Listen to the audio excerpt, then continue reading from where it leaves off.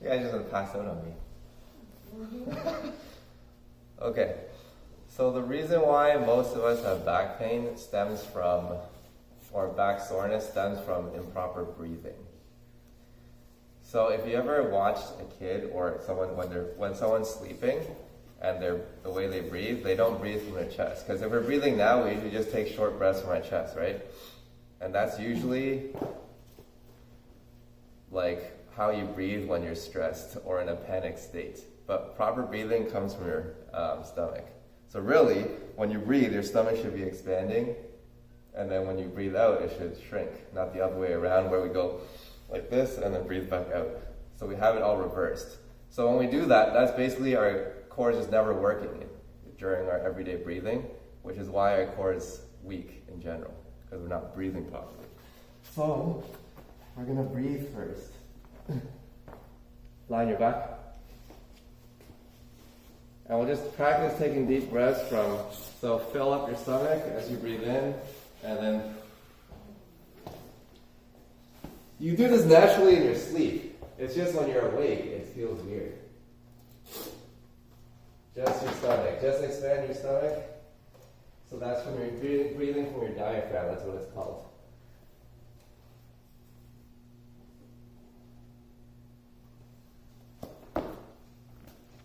How are we doing it? Anyone struggling? I'm struggling to stay awake. I'll force them to start snoring. Does it work? Make sense so far?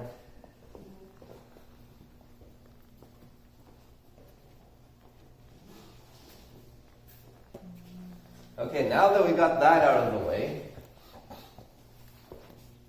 when you brace your core, that's basically the first thing you have to do, is you breathe in through your diaphragm, so you're filling up this stomach area full of air, right? So it's tight. That's the first thing you do. The second thing you do, a lot of us have, because we're breathing with your chest, your abs become lazy.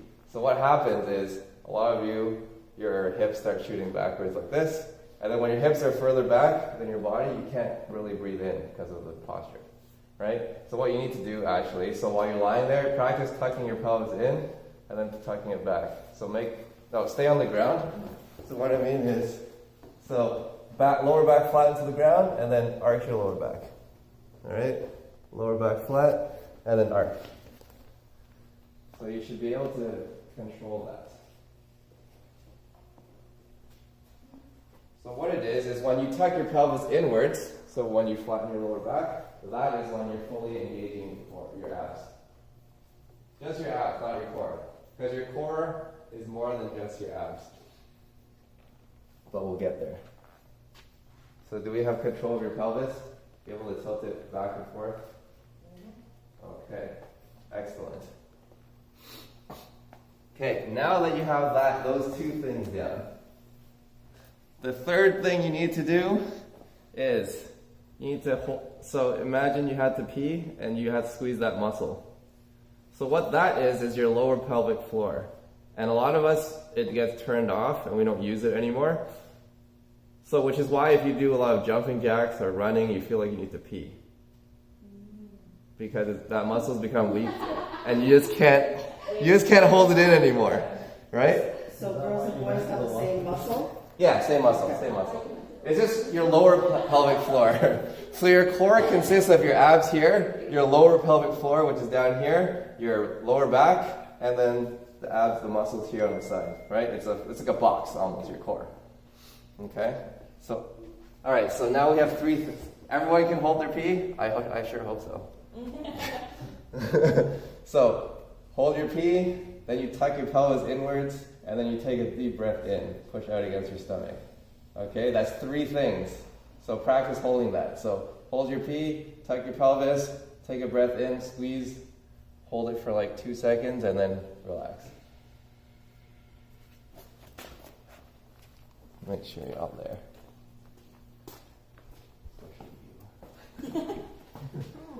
You. Pelvis tuck. Yep. Excellent. What does start shaking? Huh? Is there something wrong? You start like your abs start shaking.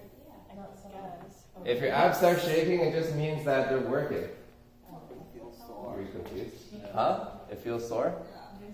It should. Yeah, mine falls hard. You don't My want pelvis and all my feet. tuck your pelvis. It's not moving. Okay, move your arm. So this is not tucked. Now flatten this into the ground. More. Yep. Squeeze your ass, man. Tuck it more. Tuck it more. Other way. Yep.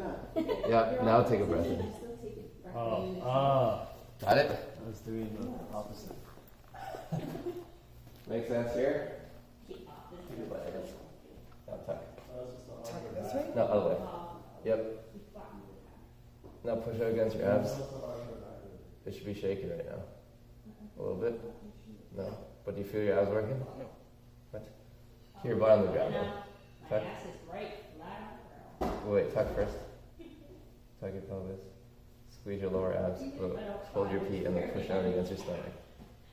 Push up, push up. Do you feel it? Yeah. Okay, good. Catherine, we good? Yep. You make sense? Darlene? Yeah, I think so. Okay. Okay. Huh? Oh. The last one, this is the hardest one to engage, is your core from the sides. So, along from just pushing out against your stomach, that's only working the front. You also have to squeeze the sides. So, imagine, okay, if you're in the bathroom, you're taking a dump and you're pushing, that's the only way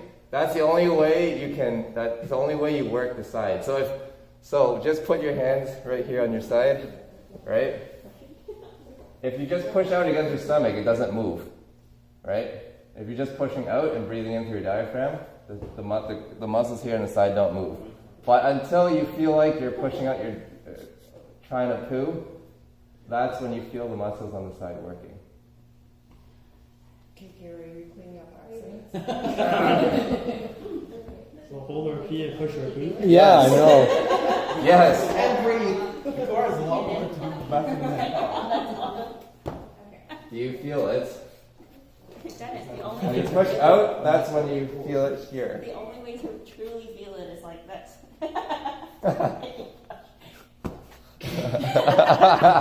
So you're in. I don't know. Oh, got that on camera though. I think so. You feel the muscle move Yeah. when you're pushing out, right? Yeah. Okay. Catherine? Yeah, it's just harder to take a deep breath when all of that's flexed. Well, you gotta take a deep breath first, right? Take the breath first and then flex everything. Yeah? Yeah? Okay. But it makes me feel like a vein is gonna pop. Yeah, but half the time your back hurts when you're deadlifting or squatting is because you're not engaging everything. Right? So if you're not engaging your core properly here, here, and down here, then everything's back here. So when you do the first exercise and you pass out, Huh? You're gonna have to tell us when to Yeah. Well, so now you put it all together, right? So what I like to do before I engage my core, I like to get my pelvic floor first, right? Then I will breathe in, then I push out my poo. Because that's the hardest one to feel, I do that one last. Because after, right? and after all that, then you can. Then you go squat or deadlift as you hold it. Because you've taken your breath already. Then you go squat, and then on your way up, for example, breathe out, then you can relax. Then breathe in again, and squeeze everything back down. So the last one we'll feel is we're going to do some dead bugs, but holding your core the whole time. Okay? But before we do that, a lot of the times when you're doing dead bugs, right, you're not tucking your pelvis, so then your lower back is already not flat to the ground. Right? So when we tuck it inwards, then your lower back is flat. The last other mistake I see is sometimes you're just extending your leg. So you don't think you want to straighten out your leg, think you want to drop your leg down. You understand the difference? Mm-hmm. Instead of straightening it, think dropping your leg down. And you don't have to bring your leg down to here because your back's already rounded. Like somewhere up here is already good enough to feel your abs. Okay. All right, so give that a go. So, lower pelvic floor first. Or actually, get your knees in the air first. Bend pelvic floor. Tuck your pelvis inwards. Take a breath in. Then push out your poop, and then hold that leg. Here. The key is to not let your butt touch the ground and keep your lower back in that position. So, like, after like holding it for 2 seconds out with your leg out, you should already feel your abs burning when you do it right.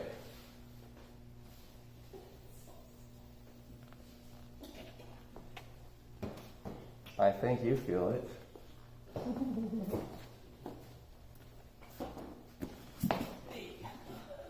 How we doing? Floor is fine. Really?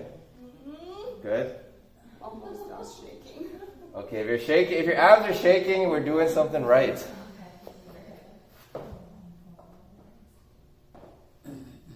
it shaking? I think so. Come up. Just like keeping. Alright, come back here. You good? Does it make sense? So right now, like this, right? So this part of your butt should never touch the ground. Yes, I see you shaking, so it's working. The struggle is real. Yeah. Oh, I forgot one last thing.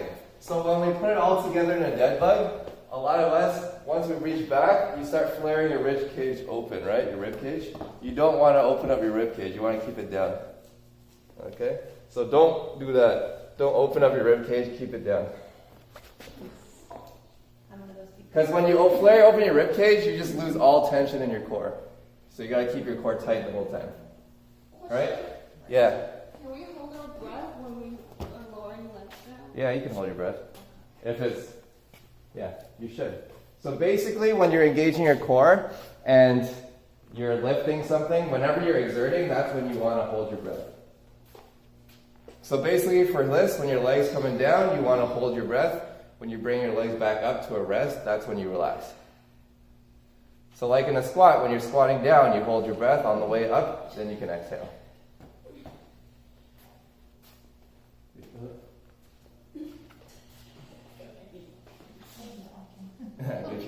Get your knees up. Higher. Yep, right here. So what you want to do is you're lowering this leg, but you gotta keep your lower back flat on the ground. Yeah, so push out against your stomach. So don't let it round. Hold it right there. You feel your abs? Okay. So if you do this dead bug thing at home enough times every day, that should strengthen out the core, like the front area, because most of us are too weak at the front. Then that should balance out your weakness in your back. Because if your back's too strong, your back just takes over and does everything. So you need to balance out by using the front more. Okay? Everyone feels it? Okay, good. Right here, right? Yeah. Yeah. So, well, it's going to take a while to also remember to use your core whenever we're lifting anything. So when should you use your core? So whenever we're squatting, whenever we're deadlifting, whenever we're doing bent over rows, right, you should be engaging your core. Basically anything that you feel in your back, you should be engaging your core. Kettlebell swings too. Really? That one's a little harder because it's faster. 'Cause I But thought for that you had to swing your hips out. yeah, you still pop your hips out, but then you still need to be engaging your core. So you're not using your lower back. Step 7. Yeah. Yeah, so make it a goal to engage your core when you're doing all the other stuff. That is all.